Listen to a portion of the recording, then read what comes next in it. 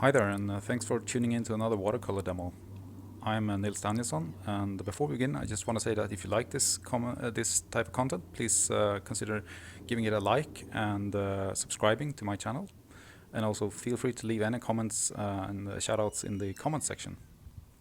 We're painting another boat here today, and that's because I really like to paint boats, and they are good subjects for watercolor.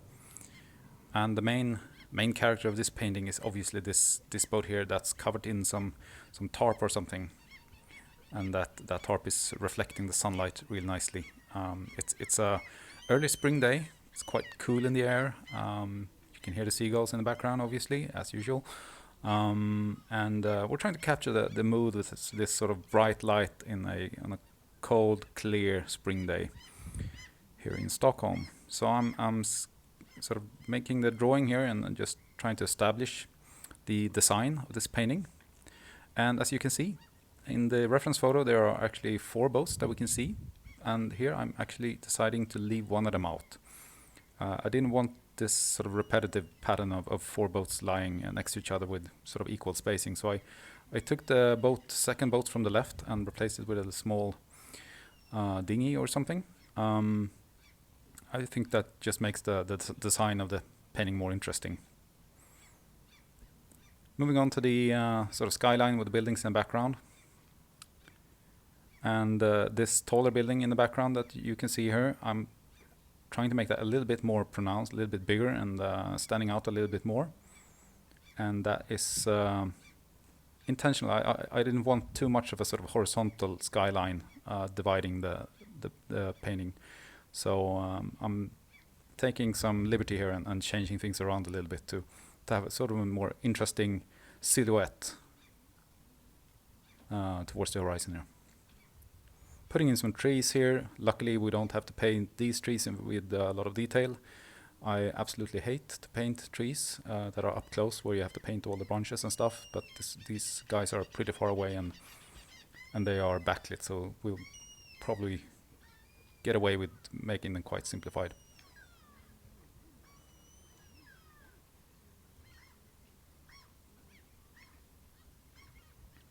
Putting in the last few details here that I need to hang on to when I start painting.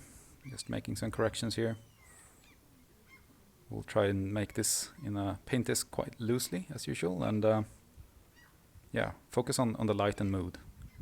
And again, obviously, we want to really make sure that we carry across the bright light that's bouncing off the tarp of the boat and the lower right of this subject. I want to give this painting a sort of warm feel. So I'm going to start out with some yellow ochre and cover almost, if not all, but most parts of the painting with some yellow ochre. So that's more of a sort of a base paint or a base coat, just to set the sort of the overall hue of the painting. Just leaving a few gaps here and there where I want some pure white paper to shine through. And I'm painting this on Saunders Waterford rough paper, and we'll make use of some of the roughness and texture of the paper later to see if we can capture some of that texture on the water and the waves.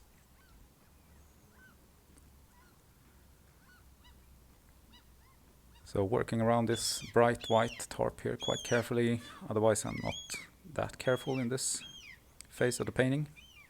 Again, it's mostly a base coat.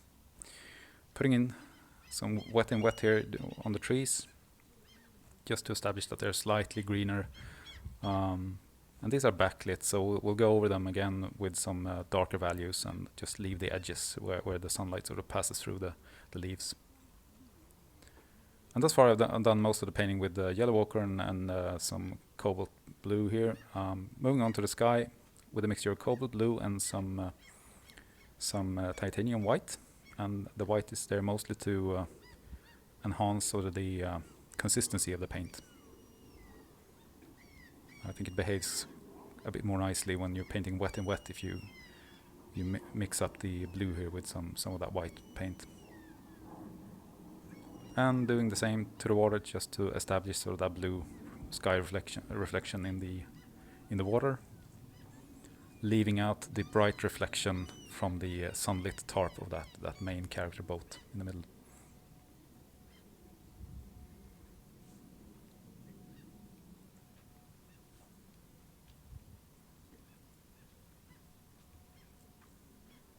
And I'm putting in blue, cobalt blue and some other places here just to get a sense of atmosphere and distance. So we're looking at this subject from quite a distance away, so these things tend to become a little bit more blue the farther away they are. So I let the base coat, base paint here be quite blue in those shaded areas.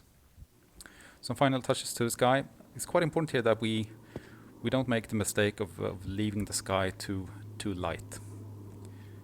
So we want to bring out that sharp bright light bouncing off the tarp of the boat there, and that is only possible if we can achieve some contrast. So the sky, although it's quite bright in the reference photo, we need to make it artificially a bit more dark to achieve that contrast. So you can see I'm trying to stay quite loose when I'm putting in these buildings here, starting with the main building in the back there, just painting around some of these chimneys or whatnot that are in the foreground or a bit sort of in the middle ground. And also trying to vary the hue of these dark areas a little bit, so I'm moving back and forth between slightly colder and slightly warmer shades of that middle wash. And I'm using mostly ultramarine, French ultramarine and some brown pigment, I'm not sure which one.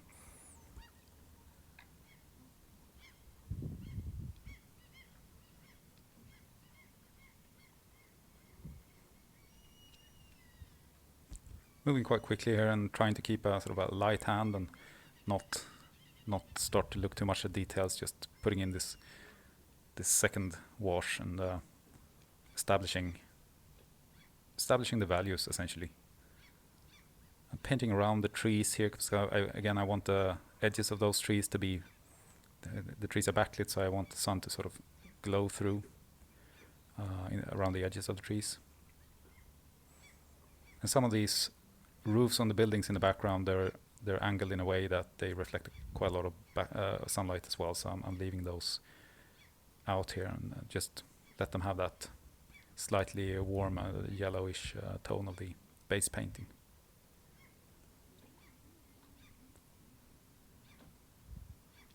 So there's a lot of detail in the reference photo here, but I'm trying not to capture it all. We just want to indicate that there are some buildings in the background, and those buildings have a lot of stuff going on in them, and we don't need, or we really can't capture it all in a nice way. So just make sure there's plenty of sort of imperfection and not any clean lines anywhere where they shouldn't be. Bit of spray here to keep the wash alive for a little bit more longer, and then some clean water here to make some of these edges a bit more soft. Now moving in to paint sort of the other side of the trees, the side facing us. So we're putting in some darker values there, and I'm gonna bring that up towards the edges of those trees to have that sort of backlit effect. Also bringing in some more blue in with the yellow here to make the trees look a little bit more green. But you can see I'm using a very limited palette and basing a lot of the wash so far around blue and yellow, cobalt blue and yellow ochre. So again, carefully painting around the tarp on that boat and completing the wash around the trees.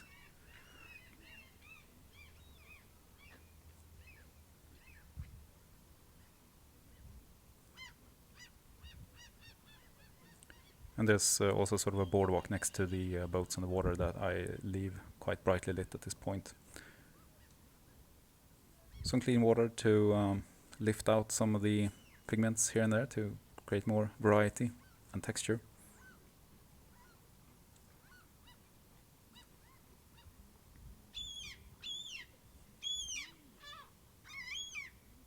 And again, enhancing that contrast a little bit. I need to go even darker around this brightly lit tarp here. So I'm using French ultramarine here to go quite dark. And doing that while the base, the coat beneath this is still wet. So start working on boats in the middle ground. And those need to be quite dark. They are painted in a dark paint, but they are also backlit. And so yeah, that again, to get the proper contrast and sense of light, we go quite dark here. And even though I know I need to go dark, I often go too light anyway, because watercolor always dries to a lighter value than it looks when it's wet. So you never quite seem to learn that. I think you always, every painting now and then, you end up having to add another coat to get those dark areas even darker.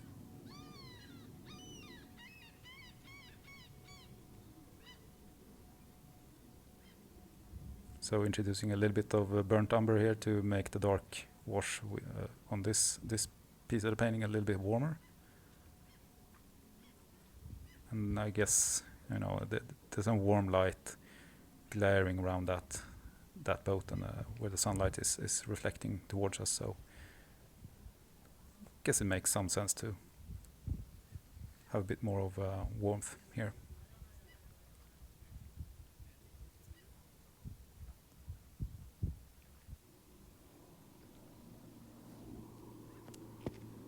And a little dinghy or rowing boat or whatever it is.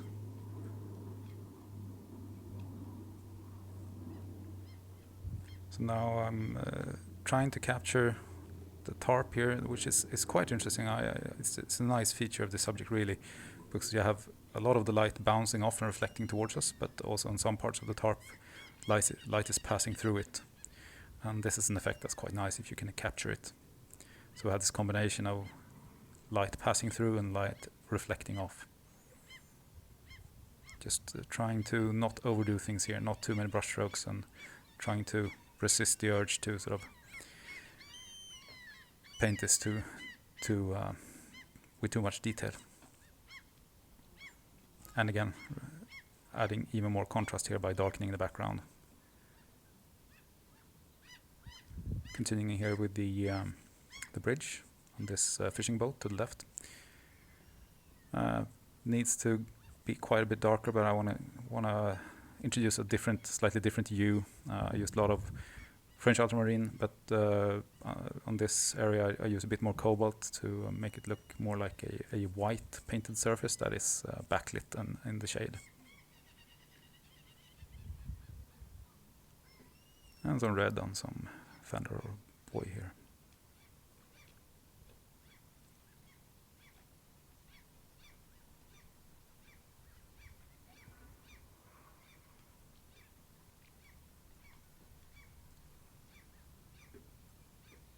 So moving on to some other part of the painting, just not to get stuck on one part of the subject for too long. So now I'm putting in some details on the roofs here of the buildings in the background. And yeah, I could do that at any time mostly, but it's mostly a good excuse not to get stuck on the boats for too long and let them dry up a little bit.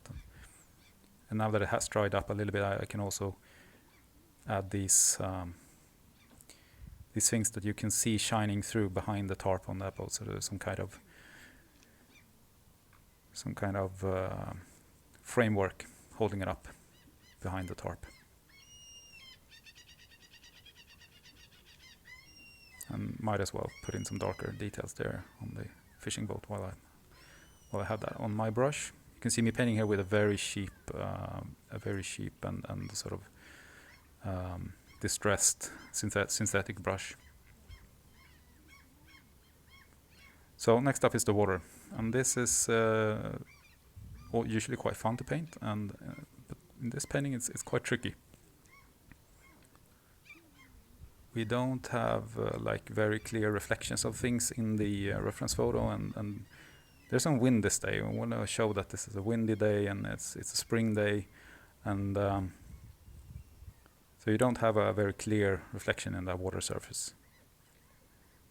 So there, instead of a few sort of very clear, distinct waves that you can paint in, there's a lot of small waves that makes the water surface quite it's quite disturbed, if you will. So I'm starting to work around this reflection area here. I want to sort of map that in so I can go more boldly with a bigger brush and the bigger brush strokes around it. But this water lake surface is going to be quite a challenge here, actually. So first out, I'm trying to establish some fine wave texture with some fairly dry brush strokes, using the texture of the rough paper to generate some sparkle. And I'm already not very happy with how it's going, so you'll see me add and take out paint in some places and sort of struggle a little bit with it. But for now, I'm still hanging on to this hypothesis that I can generate the right effect with these fairly dry brush strokes.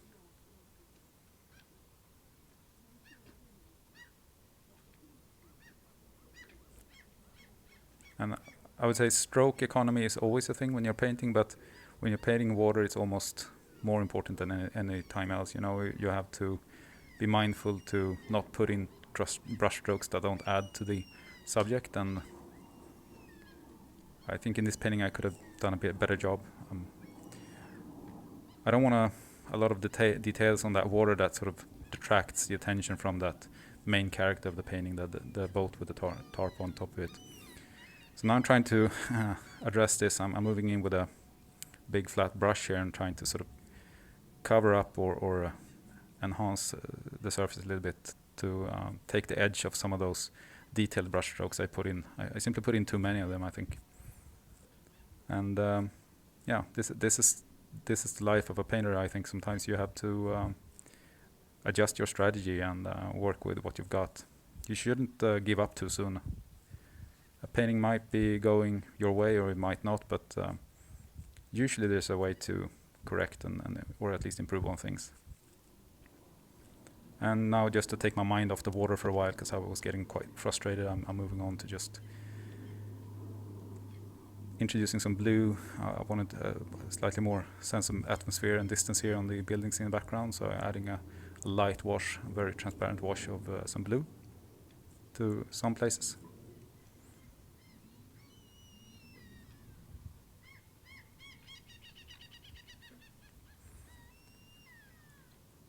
And now I'm going in with some titanium white, more or less straight out of the tube, to enhance some edges and put in some highlights.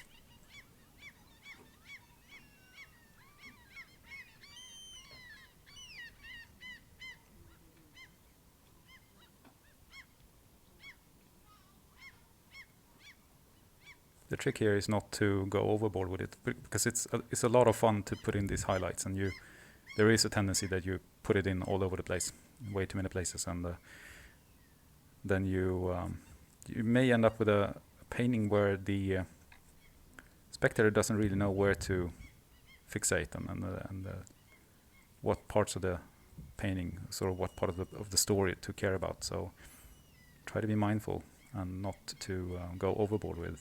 But it's difficult because it's a lot of fun and creates a nice effect almost whatever you do with it.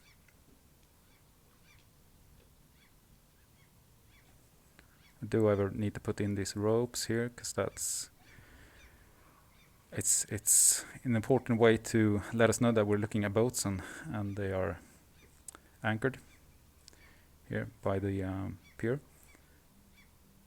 And they also help tie the subject together a little bit, that you have some of these lines crossing through between different shapes.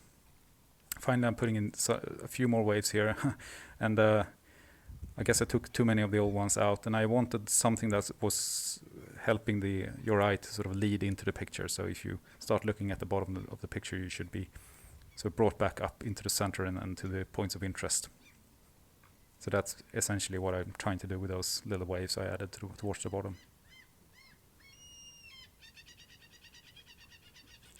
Finally, I think this is starting to look okay. One sort of challenge with this design of the painting is that we mostly have a middle ground with the boats and a background with the buildings. We don't have a foreground, or just have some water in the foreground, I guess.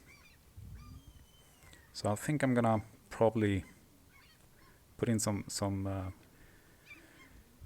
seagulls here, and the point of those is again to sort of strengthen the storytelling here, that we're by the water and it's a nice day and all that, but I think they also enhance the depth. So you put something in between the spectator and those buildings in the background, and that's enhancing the sense of depth.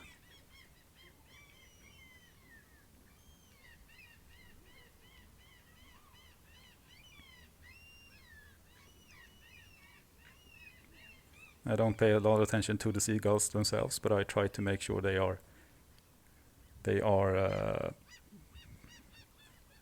follow a sort of sane rules of composition, so I try to put them in the right place, essentially. The right amount of them, and sort of having them spaced apart in a way that's appealing.